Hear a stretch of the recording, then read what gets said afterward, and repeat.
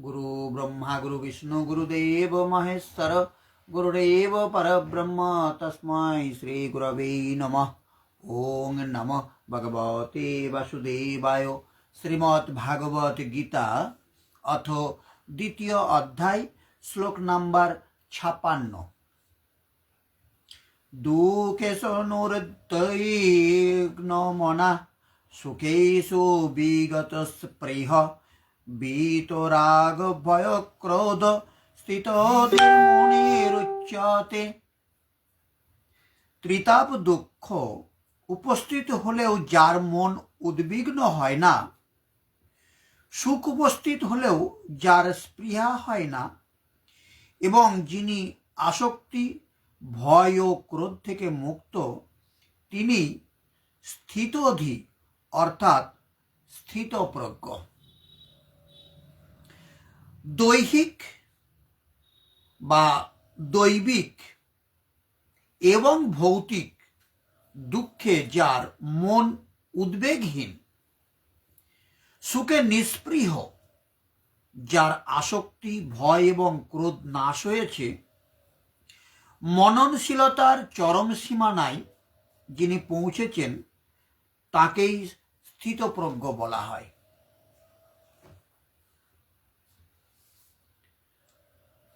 মুনি তাকে বলা হয় যিনি কোনো স্থির সিদ্ধান্তে উপনীত না হয়ে নানা রকম অনুমান করবার মাধ্যমে অনেক মনকে নানাভাবে আলোড়িত করতে পারেন।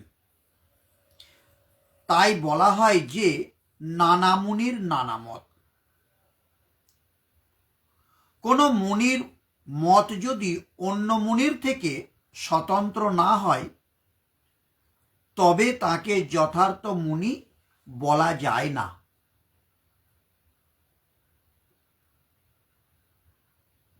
নাসা বৃষ্টির্যস্য মতনং ন ভিন্নম।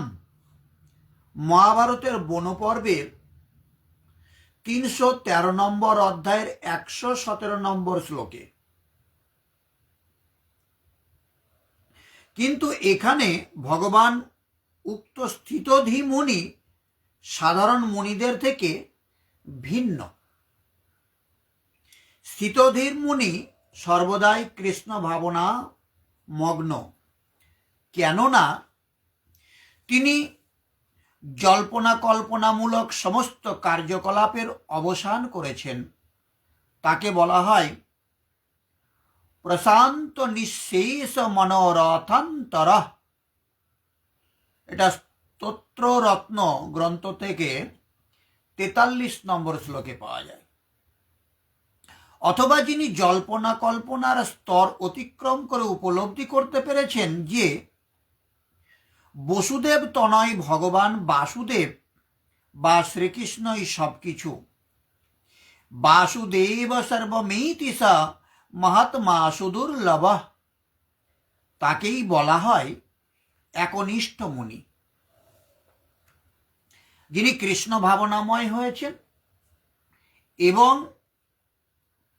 যিনি জেনেছেন যে বসুদেব তনয় বাসুদেব তিনিই সর্ব কারণের কারণ। ঈশ্বর পরম কৃষ্ণ সচ্চিদানন্দ বিগ্রহ অনাদির আদি গোবিন্দ, তিনি সর্বকারণের কারণম।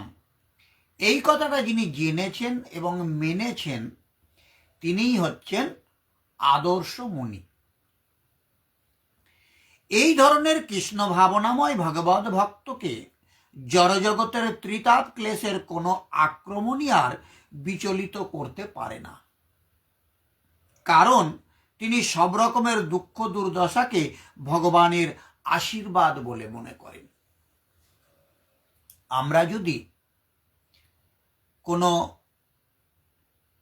এন্টারটেনমেন্টের জন্যে, মনোরঞ্জনের জন্যে যাত্রা অভিনয় করি, তাহলে কি হবে না, যিনি ডিরেক্টর তিনি আমাকে দয়া করে অংশ নিতে দিয়েছেন, এর জন্যেই আমি গর্বিত হব।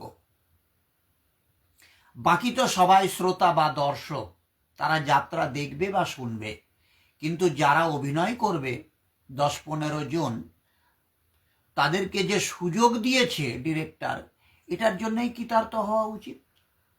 সে তাকে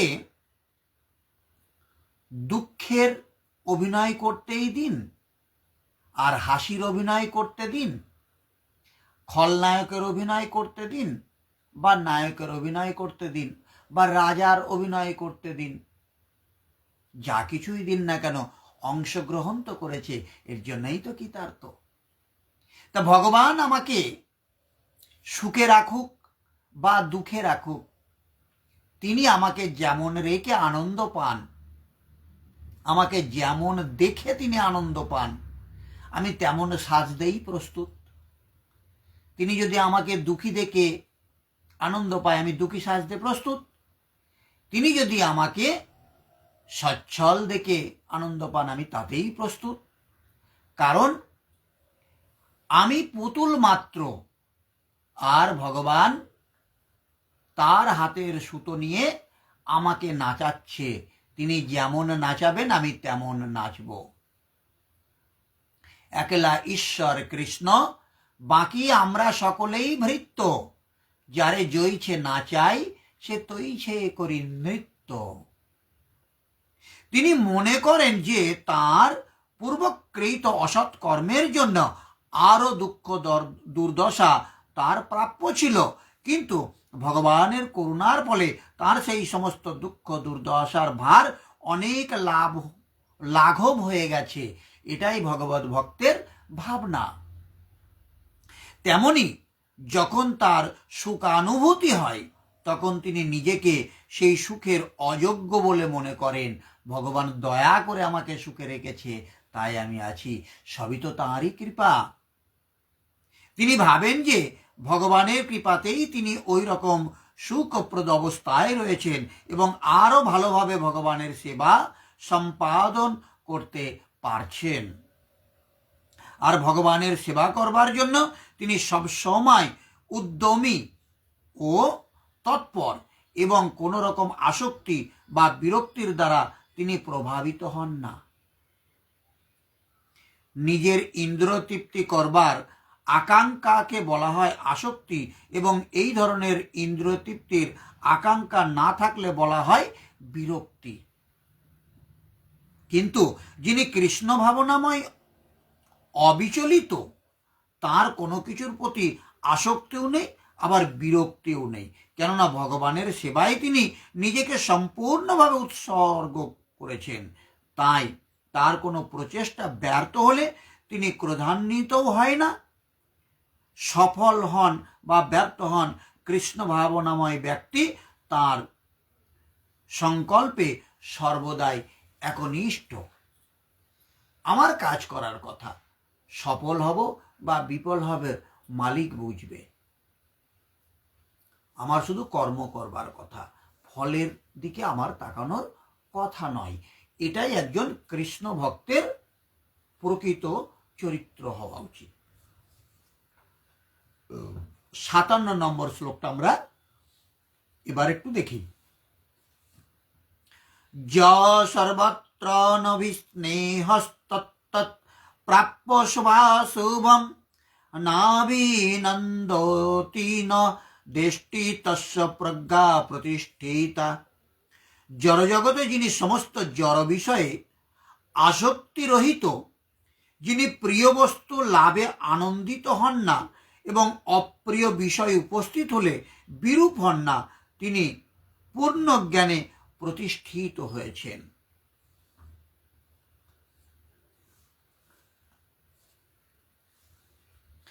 যে পুরুষ সর্বত্র স্নেহবর্জিত, শুভাশুভ প্রাপ্তিতে যিনি আনন্দিত বা দুঃখিত হন না, তার বুদ্ধি স্থির হয়েছে।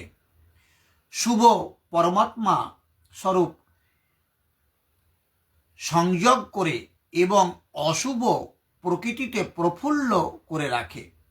কিন্তু স্থিতপ্রজ্ঞ পুরুষ অনুকূল পরিস্থিতিতে আনন্দিত হন না এবং প্রতিকূল পরিস্থিতিতে দুঃখিতও হন না, কারণ প্রাপ্তযোগ্য বস্তু তার থেকে ভিন্ন নেই এবং সেই বিকারগুলিও নেই, সেইগুলি পতিত করে দেয়, অর্থাৎ তখন তার সাধনার প্রয়োজন থাকে না।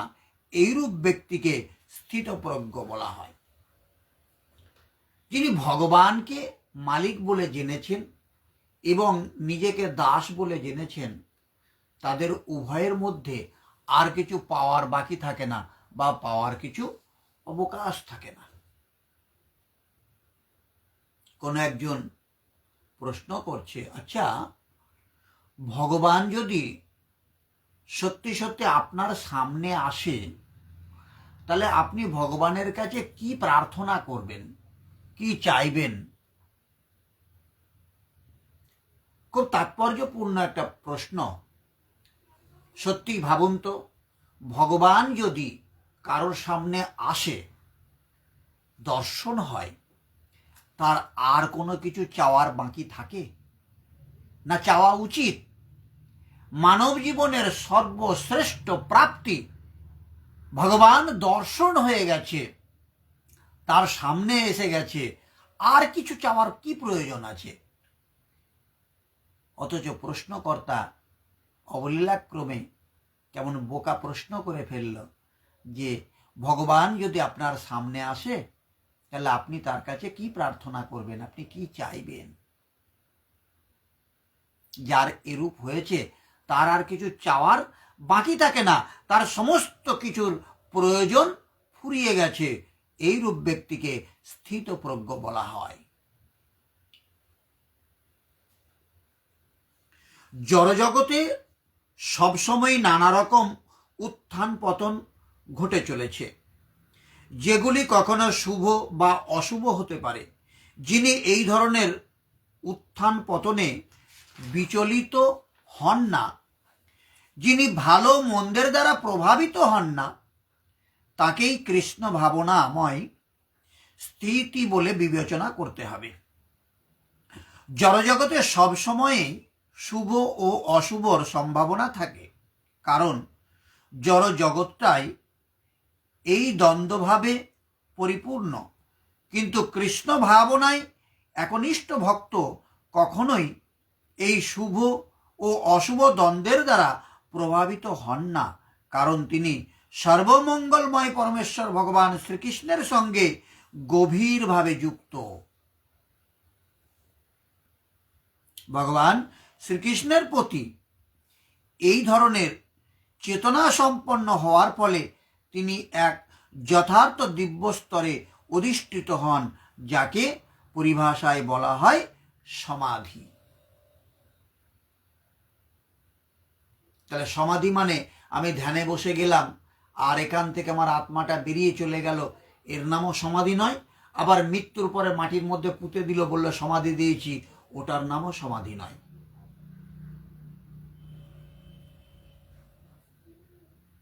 আসুন আমরা 58 নম্বর শ্লোকটা আলোচনা করি। যদা সংহরতে চায়ং কুর্মাঙ্গানিব সর্বস্ব ইন্দ্রিয়ানিন্দ্রিয়ার্থেভ্যস্য প্রজ্ঞা প্রতিষ্ঠিতা। কূর্ম যেমন তার অঙ্গসমূহ তার কঠিন বহিরাবরণের মধ্যে সংকুচিত করে নিতে পারে, তেমনি যে ব্যক্তি তার ইন্দ্রিয়গুলিকে ইন্দ্রিয়ের বিষয় থেকে প্রত্যাহার করে নিতে পারেন, তার চেতনা চিন্ময় জ্ঞানে প্রতিষ্ঠিত। তাহলে কূর্ম মানে এখানে কিন্তু আমরা যেটা কচ্ছপ বলে জানি। কচ্ছপ যেমন নিজ অঙ্গসমূহ সংকুচিত করে তার ওই খোলসের মধ্যে ঢুকিয়ে নেয়, সেইরূপ এই পুরুষ যখন চারিদিক থেকে নিজ ইন্দ্রিয় সমূহকে প্রত্যাহার করেন, তখন তার বুদ্ধি স্থির হয়। বিপদের সম্মুখীন হলেই কচ্ছপ যেমন নিজের মাথা পা সংকুচিত করে, সেইরূপ যে পুরুষ বিষয়ের বিচরণশীল ইন্দ্রিয়গুলিকে বলপূর্বক বিষয় থেকে আকর্ষণ করে হৃদয় দেশে নিরুদ্ধ করেন, সেই কালে সেই পুরুষ বুদ্ধি স্থির হয়, কিন্তু এটা একটা দৃষ্টান্ত মাত্র। বিপদ দূর হলেই কচ্ছপ নিজের অঙ্গসমূহ পুনরায় প্রসারিত করে। স্থিতপ্রজ্ঞ মহাপুরুষও কি সেই প্রকার বিষয় রস নিতে আরম্ভ করেন? নিশ্চয়ই নয়।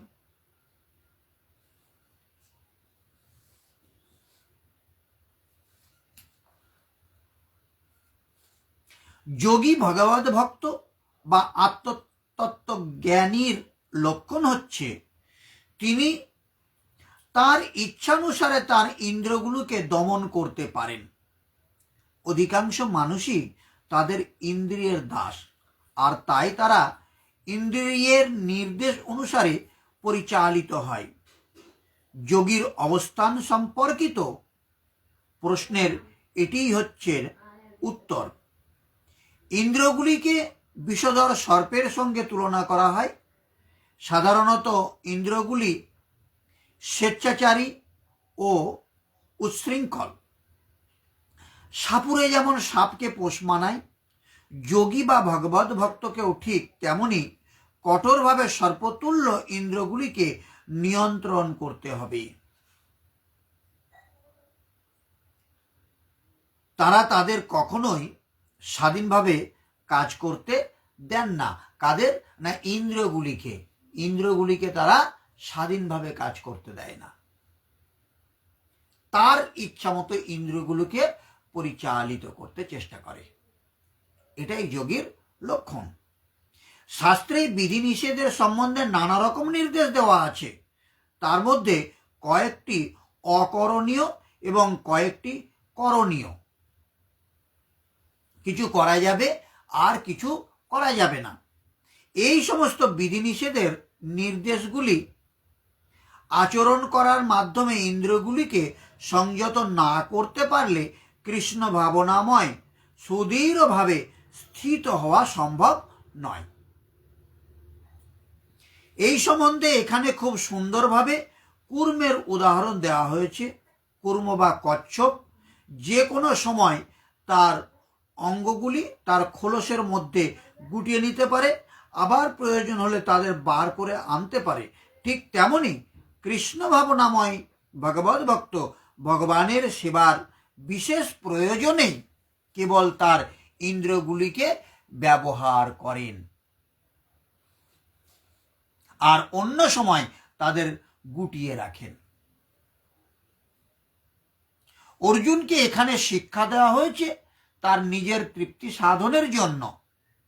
ইন্দ্রগুলিকে ব্যবহার না করে ভগবানের সেবায় সেগুলিকে নিয়োজিত করবার জন্য। ভগবানের সেবায় কিভাবে ইন্দ্রগুলিকে নিয়োজিত রাখতে হয় তা কূর্মের দৃষ্টান্ত দিয়ে বোঝানো হয়েছে, যেহেতু কূর্ম ইন্দ্রিয়গুলিকে গুটিয়ে রাখতে পারে। তাহলে কি হবে? ইন্দ্রিয়কে মেরে ফেলতে বলছে না, বাসনাকে গলা টিপে হত্যা করার কথা বলা হচ্ছে না, কামটাকেও একদম সম্পূর্ণ।